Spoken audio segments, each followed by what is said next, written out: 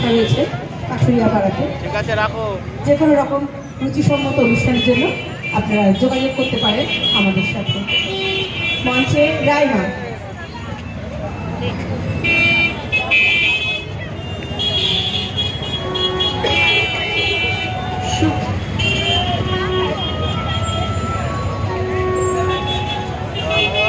সুখী ভাবনা কাহারে বলে, সুখী যেতনা কাহারে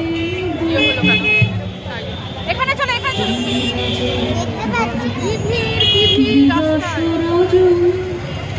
ভালোবাসা ভালোবাসা সুখী ভালোবাসা কারে